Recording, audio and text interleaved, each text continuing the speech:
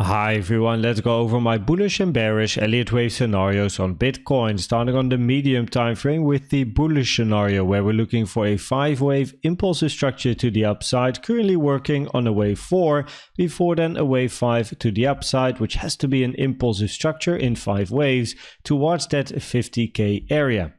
The most common target area for wave 4 is between the 0.236 and the 0.5, taken from the low of 2 to the high of 3, between 40.3k and 35.3k, with the invalidation being the 33.1k level, which is the 0.618. Also important are the vertical lines on the chart. These are fib times taken from the high to the low here to the high of this wave 3, comparing wave 2 in time with this potential wave 4 in time. Wave 4 generally in Elliott waves takes more time to form than a wave 2, but we don't want wave 4 to take too much time, as then it doesn't really have the right look anymore and it loses the context of the impulse that we're looking for. So you can see on the chart the vertical lines have different colors. We did pass the 3 fib time, that is no problem. The 4 fib time, meaning wave 4 is then 4 times longer than wave 2, is not yet a problem, but we do have to look for other possibilities, and probabilities will decrease for a wave 4 if we reach the 4 fib time, which is currently sitting on Friday the 29th of December. And when we reach the 5 fib time, that is quite uncommon, and then likely other scenarios will have higher probabilities. If we go to the bearish but eventually more bullish scenario, we're looking at a finished double 1-2. Wave 1 finished, shallow wave 2 here, another wave 1 finished, and looking for a more deeper wave 2 before then continuation to the upside, where the common target area for a wave 2 is between the 0.5 and the 0.786, which is between 34.8k and 29.1k, with the 0.382 being a less common target for a wave 2 at 37.1k, and the 886 is very rare at 27.1k, but it does mean in this scenario that we definitely need a deeper retracement to the downside, because preferably 34.8k is a minimum target. If we then zoom in to the local range that we've been in for a while now, then the first scenario here is a WXY flat X, and then looking for a zigzag or a flat in wave Y. Because wave W is a flat, wave Y can be either a flat structure, a zigzag structure, or a triangle, which then also explains the different lines that I have on my chart here. So first of all, you can see I have a potential A, then here's a B, and then we have a C, which then would be a zigzag structure, and then a 535. Now, preferably for this scenario, price finds one more low, and then a 1, 2, 3, 4, 5 wave structure finishing A. And then we do have some support below, which can be interesting, which is this support box here between 40.9 and 41.4k. For then a bounce to the upside in 3 waves for a wave B, where we have interesting resistance above price, which is between 43.4 and 43.7k. For then another wave C to the downside, which is a 5-wave structure where preferably wave Y then finishes in between these green fibs over here, 41.5k to 38.7k. Then we have a flat structure, which is the ABC, which means A now is a 3-wave structure to the downside, potentially in over here, right? We want to see a 3-wave structure in then A, then we want to see a bigger 3-wave structure in B, for then a wave C to the downside, and then preferably an expanding flat, as that is most common, ABC over here, which means also taking these highs would be nice, and this one here as well. Grab the liquidity. Bit of a fake out for then an impulsive move towards the downside.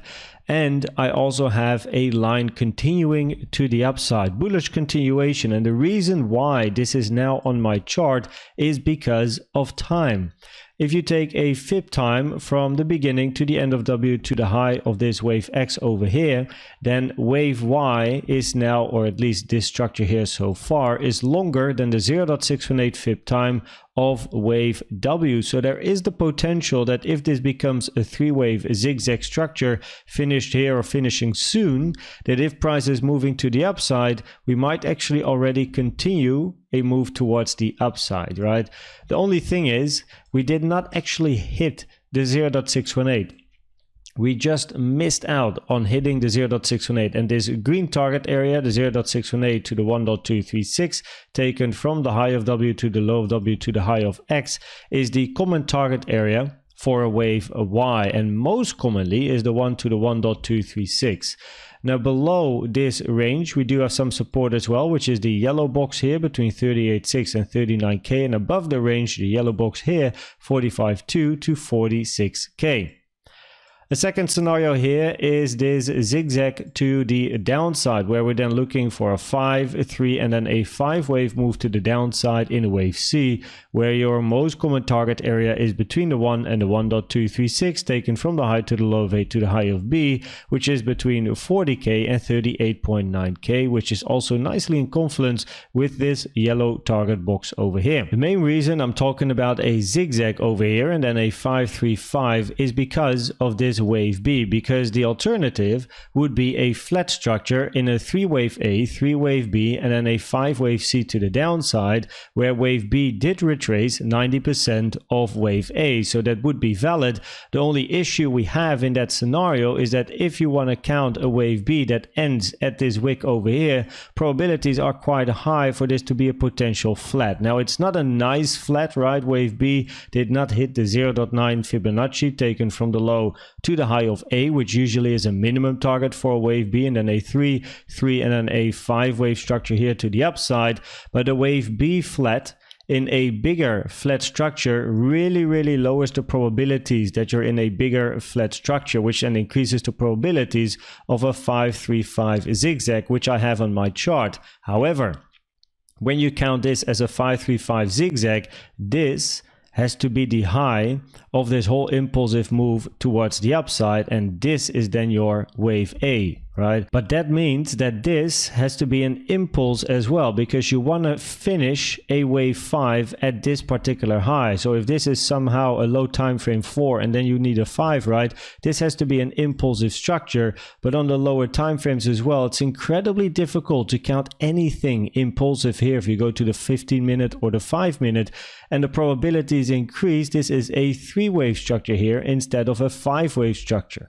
But if the probabilities are higher for this to be a corrective structure, a 3-waver, compared to a 5-wave structure, it lowers the probabilities of a 535 zigzag ABC, increasing the probabilities that this is a flat structure. But if we start this range with a flat wave A, wave B, wave C, then we don't want an internal flat in here as well in wave B, because that does lower the probabilities of a bigger ABC, and therefore it increases again the probabilities of then the WXY scenario. So there's a lot going on in this particular range. Now more locally, if we zoom in and we look at the fibs that I have on my chart over here, the 0.618 and the 0.5, then these are important for the distinction between an impulse or an ABC to the downside, meaning a 3-wave structure to the downside.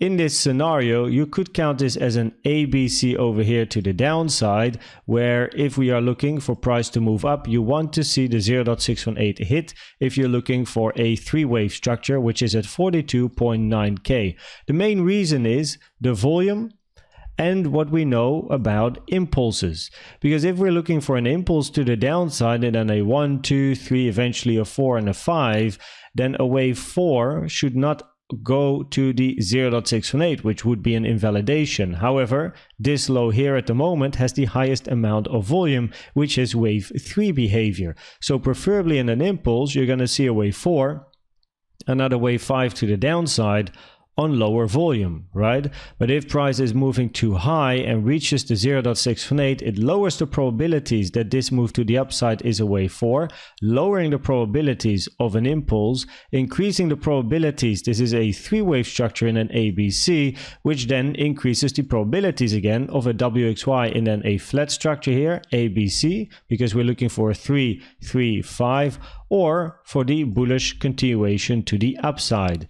If price locally can manage to stay below the 0.5 or at least not hit the 0.618, move towards the downside impulsively, potentially reach this box here, then there is the potential for a 5-wave impulsive structure, which then increases the probabilities of a potential ABC over here in this wave Y for then a 5-3 5-wave structure, or this wave C over here, where we are then looking for either a 1-2 big 3, but then you go for much lower prices, or your wave C is going to be truncated, which is very rare, but then ends here, and you're going to be moving towards the upside.